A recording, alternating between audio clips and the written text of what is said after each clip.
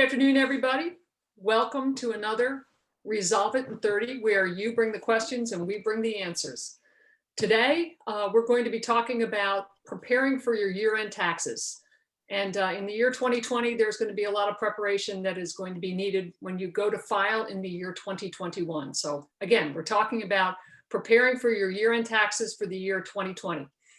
With me today, who will be helping guide and direct this, is my super services specialist, member services specialist, Rafael Cruz, handsome devil that he is there. And of course, me, not so handsome. In the next 30 minutes, folks, the agenda is going to be pretty complete. Our guest speaker today is Victor Garrido. He is a valued member of the Greater Philadelphia Hispanic Chamber and CPA to the stars. Victor will, clearly go through some of the outline for what you need to do to get ready for your 2020 tax filings that will happen in 2021.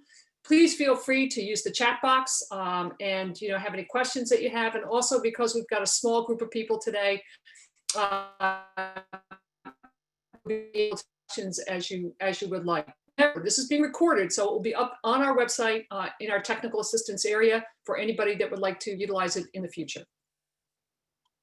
Please remember, please mute your microphone if you haven't already done so. And Rafa and I will be monitoring the chat box for any questions that you have. We are very grateful to have La Mega as a sponsor of our Resolve It in 30. La Mega wants to work specifically with you. They are the #1 Nielsen rated Hispanic station in Philadelphia, and they are willing to have a customized package for your advertising needs. So you can give them a call at 215-426-1900 and just let them know that you're a member of the chamber and you want to work with them. All right, at this point, let me turn it over to Victor Garrido. As I said, CPA to the stars, a valued member of the chamber, but more importantly, really dedicated to helping individuals in the community make sure that they understand how this process works. So Victor, take it away. Thank you, Kieran. Appreciate you giving the time. So we can move to the next slide, please. So the topic today will be preparing for year-end taxes. So I think we will all agree now we are in November and 2020 has been stressful enough, right? So, but it's not over. So we should prepare. And then there is this saying, just click one time more, Rafael, just nothing is certain except death and taxes. So if we are still alive, even in 2020, and you're still listening to this presentation, probably you will have to take care of the second. So taxes are there. So we will have to take care of them. So I break it down in two pieces. One, it will be the planning for individuals, and the next one will be the planning for business owners, for the small business owners. So for individuals, we discuss with clients, okay, what is your current year income? Did you have the same income? Do you have your same W-2? You got like the same 1099 if you're like an independent contractor? Are you in line with prior year? So if your income is similar that your prior year and you had the same withholdings or you made the same estimated tax payment, you should be okay. If your numbers change, if you had a bonus, if you had like maybe decrease in revenue or whatever, then you should see that if that withholding was enough. This year it was crazy in the stock market. So were you one of the people in Robinhood or other investment tools that you were putting money into the market? So if you made money in the market, which I hope you did, just keep in mind when you close that position, that capital gain that you made, I suppose $10,000, when you invested 10,000 and you got another and you sold it for 20,000, on that 10,000 extra that you made, you will receive a report at the end of the year from Robinhood, Morgan Stanley, JP Morgan, whoever is your brokerage. That is the 1099 brokerage transaction. So it's going to be a tax form where it's going to tell you what your capital gains and losses were, where your dividends are, your interest income. Keep in mind that on that money, there was no withholding. So if you made money investing, that some of our clients did, then you will have to pay taxes on those positions that you close. It is only on realized capital gains and losses. So if you didn't close the position and that is an unrealized position, if you haven't closed it, you can keep it.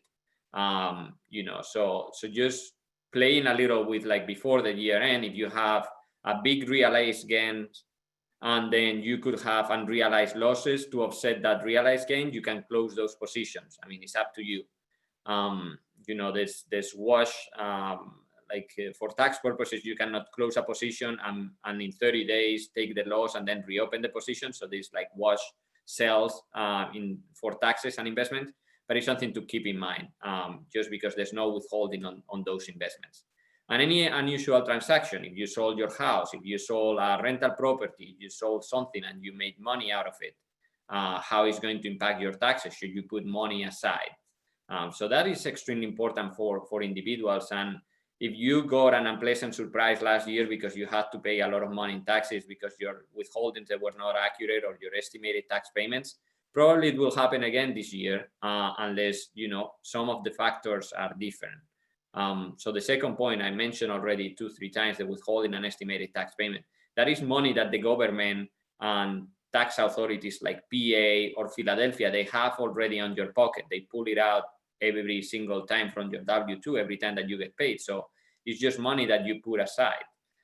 If you get a big refund and you get a big refund all the time, maybe your withholding should be less because you're giving money for free to the tax authorities. We don't recommend doing that either, and start preparing your documents, all your deductions, your medical expenses, your charitable contributions, anything else that you should keep track of, start doing it. So when it comes year end, you have those documents ready, you can file your taxes, you can go to whoever tax professional that you work with, and that might make the process much easier for you both.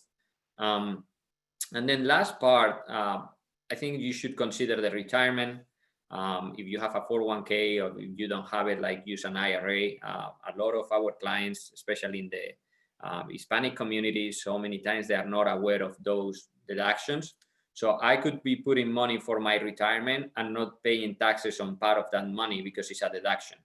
So, I know a lot of people that they don't do it. If you don't have anything through your employer or, you don't have a retirement plan, you can still use the IRA. The IRA is up to $5,500, up to I think when you're 55. And then once you're 65, you can increase in another 1,000. So it's 6,500. So that 5,500 makes you pay less taxes with those taxes that you're saving, right? Like you're already putting there for retirement. So you can talk with your bank, financial institution, have that discussion and start building some retirement funds, because especially in the Hispanic community, we don't save enough for retirement. And that's something that we discuss with the clients often because they don't have that financial knowledge in so many cases. So that will be kind of overall basic discussion with individuals that we have around this time, October, November, and maybe the first 2 weeks in December. Victor, excuse me, before you go further, I think it would be helpful just to give a very broad overview for everybody of the difference between an IRA and a 401k if you are self-employed. Yeah, so if you're self-employed, they are simple 401k. So, but if you're self-employed, if you have your own business, in general, we don't recommend. I mean, this I will talk about it in the business section, but usually we don't recommend for self-employed individuals to have a 401k because there are fees, and the 401k is kind of a structured financial product, which is excellent for bigger companies. But for small companies or just self-employed individuals, you can either use the IRA, or there's another one that is the SEP, Simple Employee Plan or Employer Plan, that allows you to put up to 25% of the net profit, I think up to $56,000 or $57,000.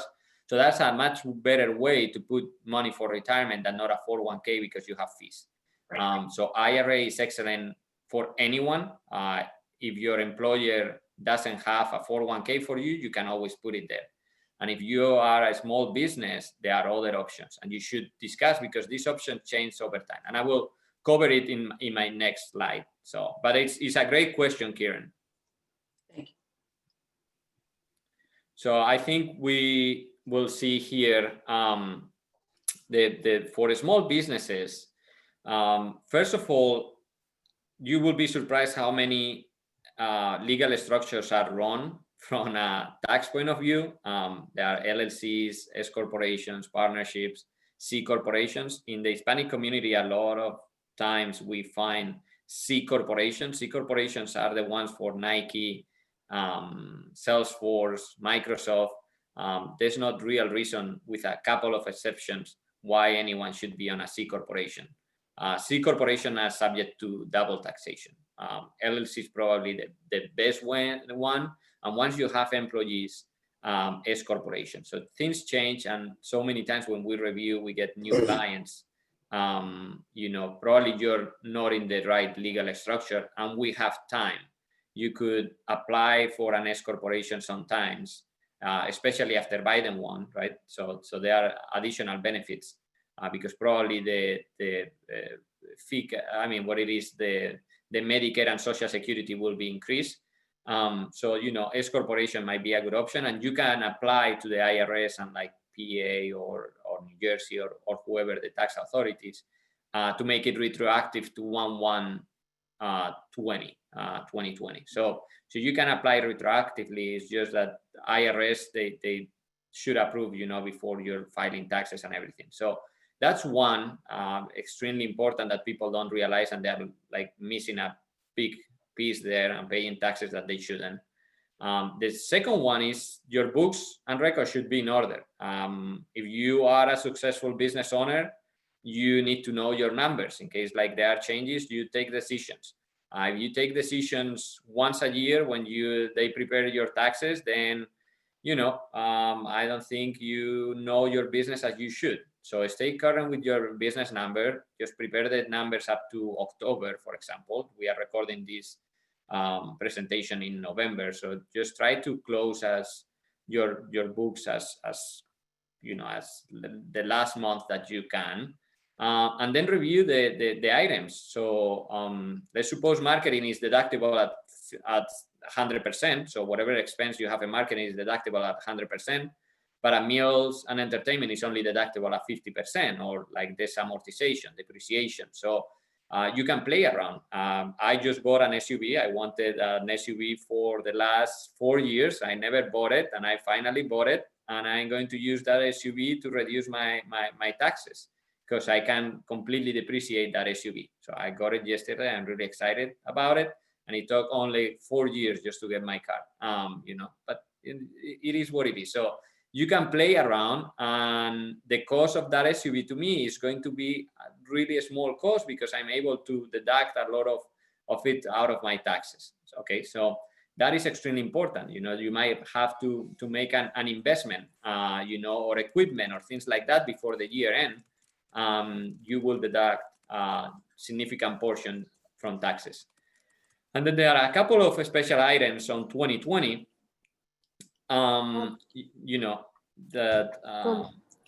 So yes, so Cecilia is asking why I can deduct my SUV. So the reason I can deduct my SUV or my car is because 95% of my time I'm go for business. I go to clients, I go everything.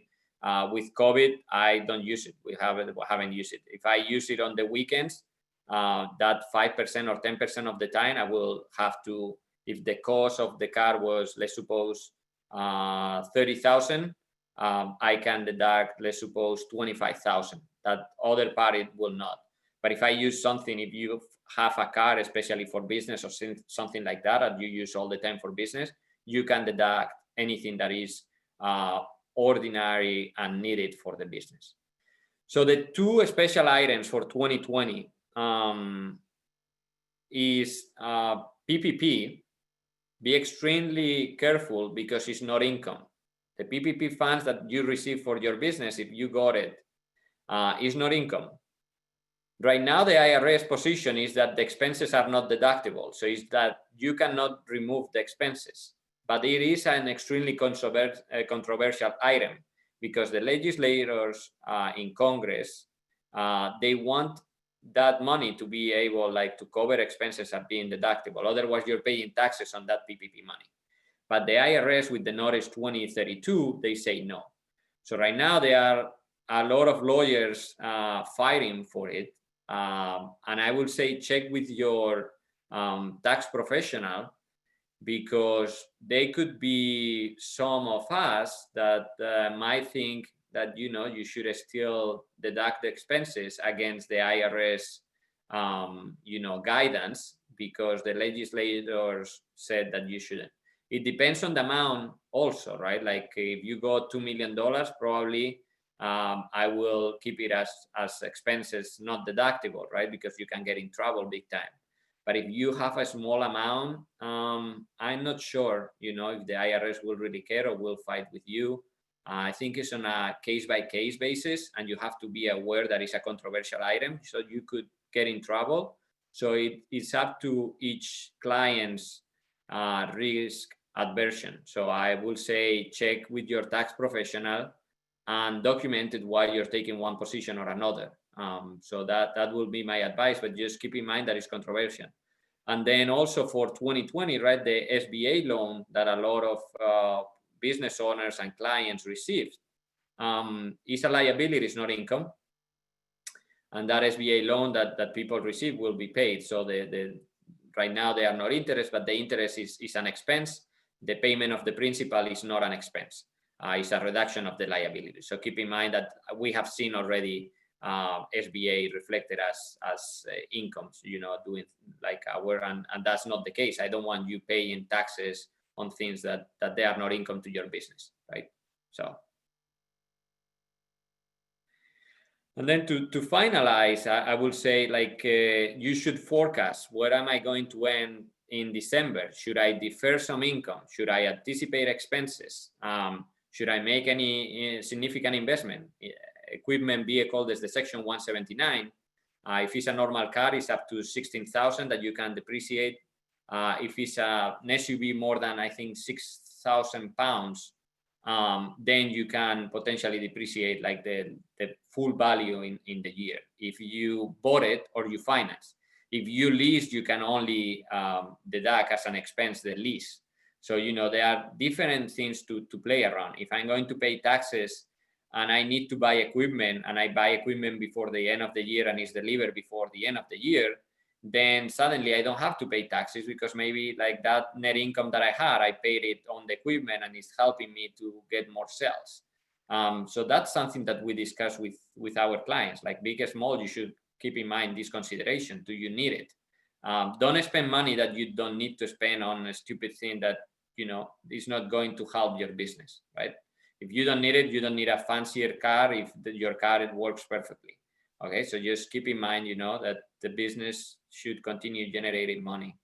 And then what we mentioned briefly, especially for small businesses, the IRA, simple IRA 401k, and the SEP, Simplified Employee Retirement Plan, 25%, as I said, and 57k, it went up 1,000 from last year, is an excellent way to fund retirement.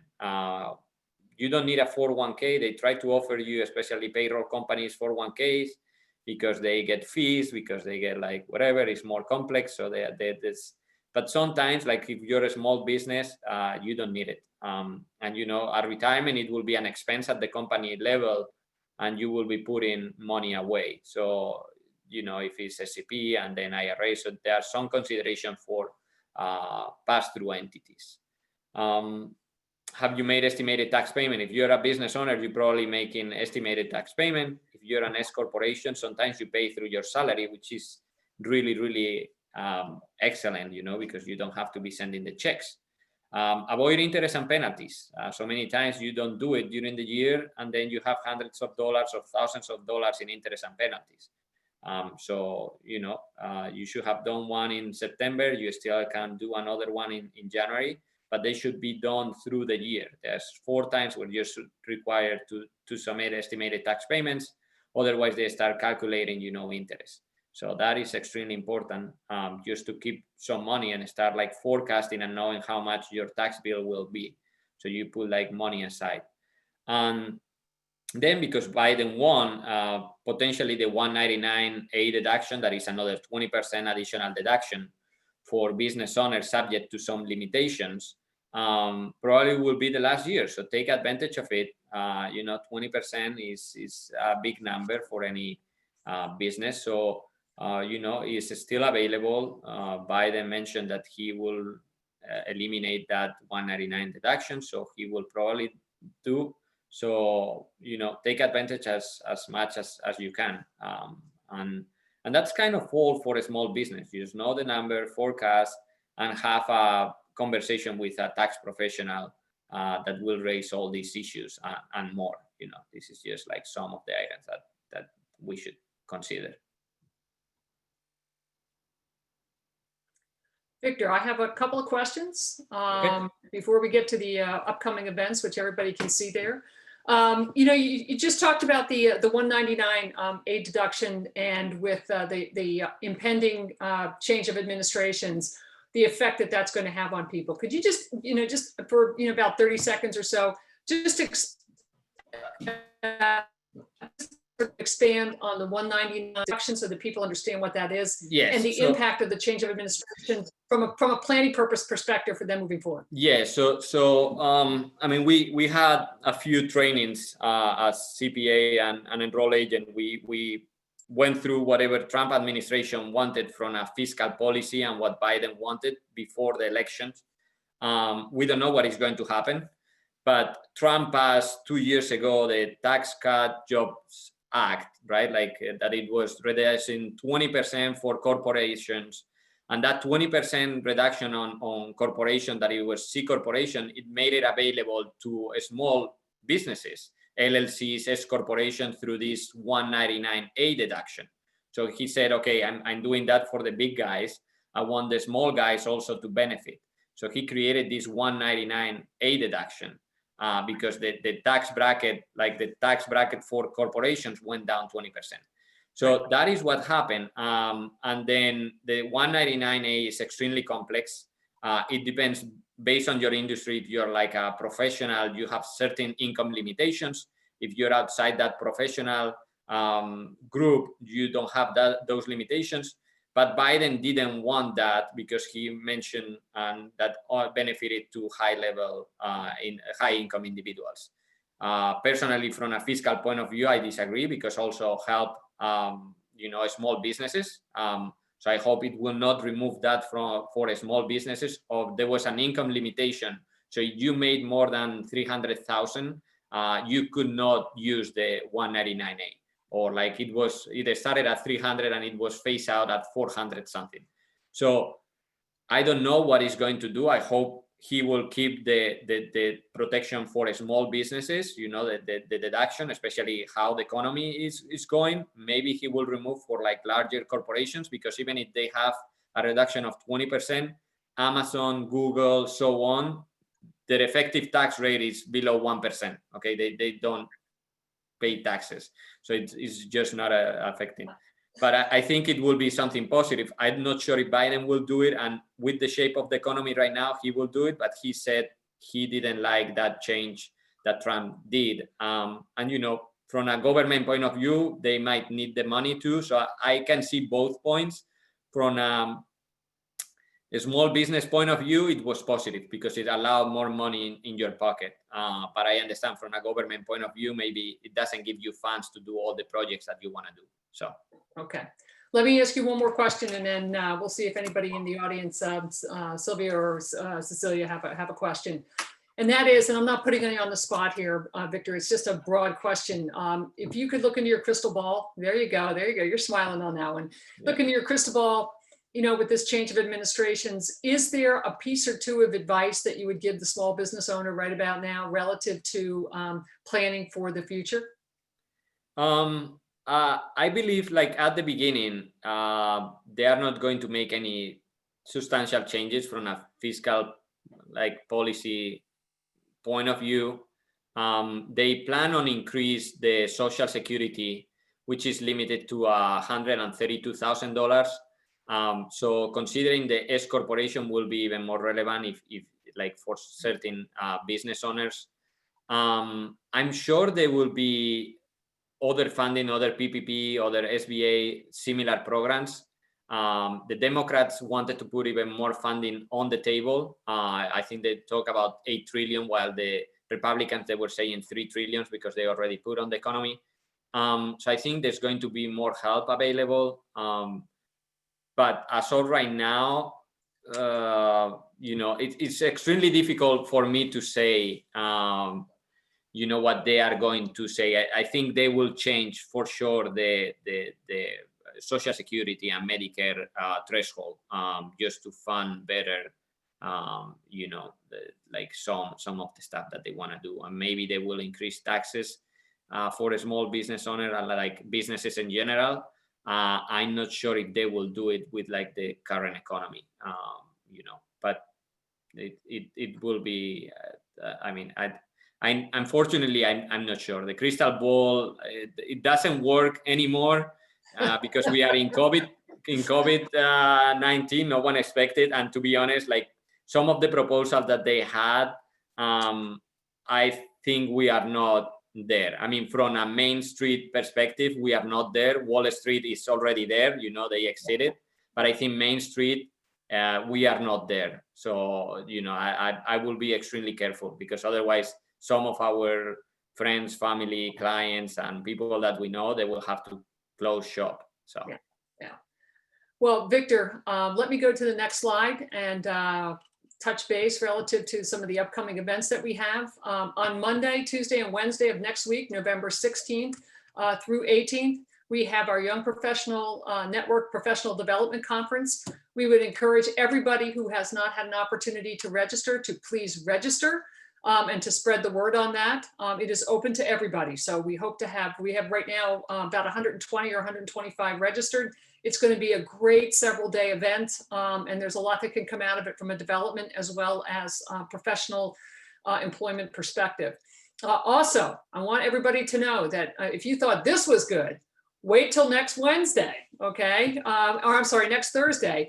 We'll be having Victor back again to talk about understanding the PPP forgiveness, the necessary forms, the documentation. It's really going to start to help you really plan for what to do with those PPP loans that you got earlier this year. And again, putting that together with what we just talked about here, relative to planning for your 2020 taxes that will be filed in 2021. Again, registration is open. Please go register and spread the word on that. We have about 25-30 seconds left. So in that time, I want to thank La Mega, who is our sponsor relative to our Resolve It in 30. Again, they are willing to work with every single one of our members to put together a package for you in terms of advertising and promotion that fits your needs. Give them a call at 215-426-1900 to get started. So I want to thank Victor. Again, thank you so much for taking the time this week. Thank you for participating. Thank you to our valued members who are on the line with us. Spread the word. We really appreciate your support, and and thank you, and have a great weekend, and stay safe, everybody. Take care.